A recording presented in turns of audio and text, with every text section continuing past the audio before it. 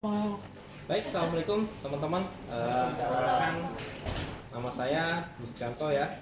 Di sini kita latihannya ya, tetap semangat ya.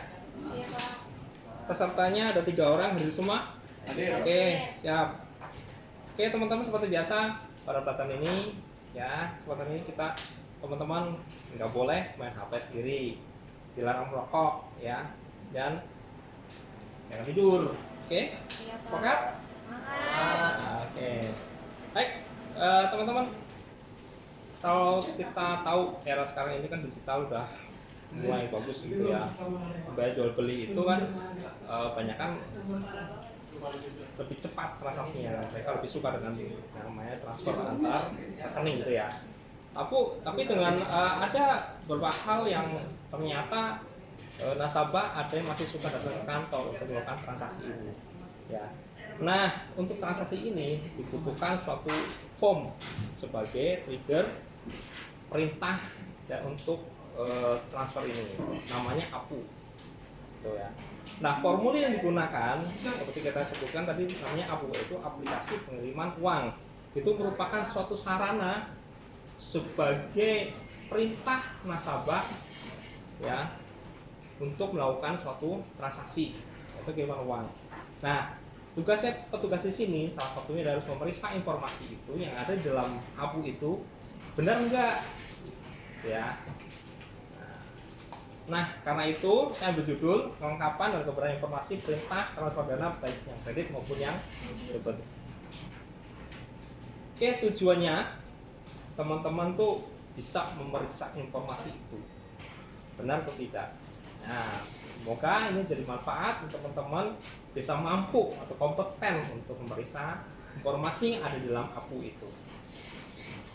Nah, sebagai definisi sebenarnya transfer itu kan memindahkan dana dari A ke B ya, dari rekening A ke rekening B. Oke. Nah, sedangkan dari definisi debit itu lebih ke menambah aset, sedangkan kredit itu lebih untuk aset yang keluar. Sehingga sebenarnya transfer kredit itu lebih kalau kita pahami itu sebenarnya lebih ke transfer dari satu rekening ke rekening yang lain, sedangkan debit lebih ke penagihan. Itu ya, paham ya? Baik. Dalam APU ini ada beberapa hal yang harus teman-teman perhatikan ya. Seperti yang pertama adalah nomor rekening penerima, nomor nama penerima, bank penerima, dan nominalnya juga jangan sampai salah antara terbilang dan yang nominal yang disebutkan dalam bentuk angka. Gitu kan. Dan angka itu ada angka yang dikirim dan angka yang total setelah ditambah biaya itu juga harus diperhatikan. Jangan lupa diperiksa keabsahannya, benar atau tidak dari sisi spesimen nasabahnya, gitu ya. Nah, ini adalah contohnya. Teman-teman bisa lihat contoh di sini ada contoh APU, form APU. Ini disebutkan ada nama penerima, nomor rekening penerima, ada bank penerima, karena ini contohnya kebetulan untuk transfer keluar bank, gitu ya. Dan di sini ada terbilang, ada nominal, ya. Ada data pengirim, ya. Ini data pengirim ini penting, karena data pengirim ini sebagai patokan bahwa teman-teman itu mengirimkan dari sumber yang jelas ya, karena ini juga menjadi persyaratan dalam OPT ya, dimana semangatnya adalah untuk trigger supaya untuk penggalangan dana yang tidak benar, itu ya teman-teman ya. Nah, diharapkan teman-teman sini informasi ini paham, bisa membaca informasi ini, mana yang merupakan nama penerima, mana yang merupakan nama pengirim, jangan sampai ketuker ya. Juga ada keterangan di sini, disebutkan dua keterangannya. Apa keterangannya? Kegiatan untuk apa? Itu ya, bila ada harus disebutkan. Itu teman-teman. Ya. Dari sini ada yang ditanyakan? Oke, kita akan dulu ya. Nah, ini adalah contoh form untuk transfer debit. Ya, teman-teman bisa melihat sini, inilah contoh cek ya, dilihat barcode.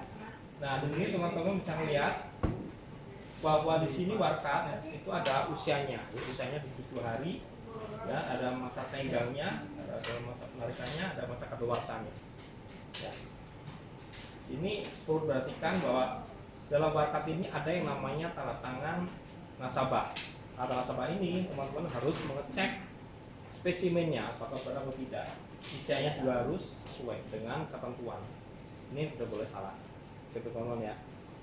Nah, dari hal ini, dari informasi ketentuan seperti ini, maka tugasnya teman-teman adalah mengecek apakah pengisian dari APU ini, pengisian dari warkat ini sudah benar atau tidak. Ya, dicek.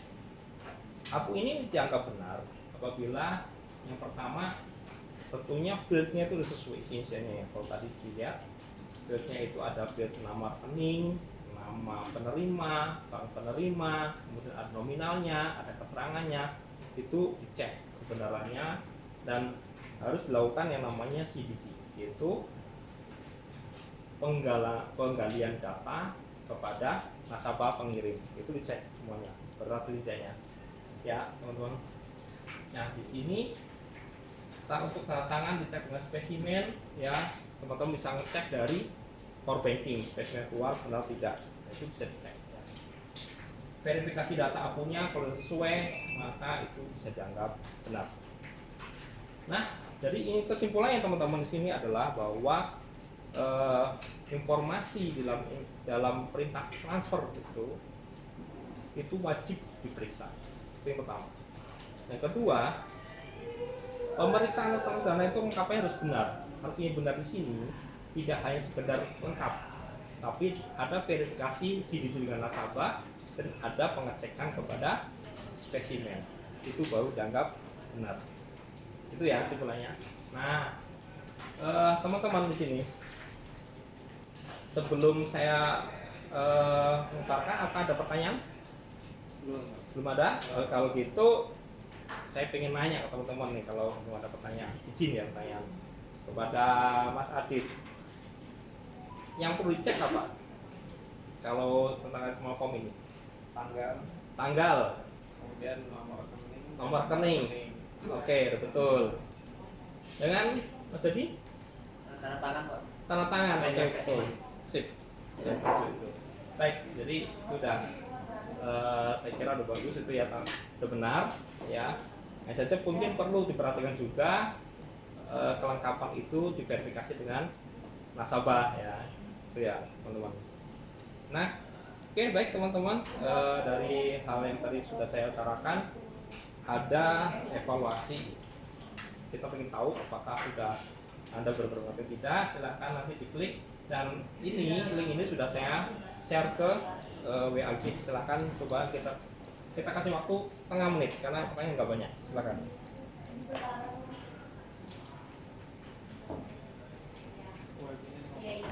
Udah itu satu dua.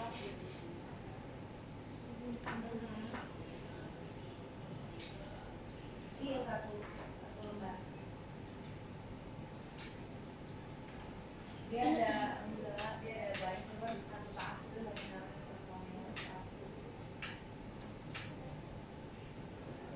iya satu, makanya dia. Ya teman-teman udah selesai?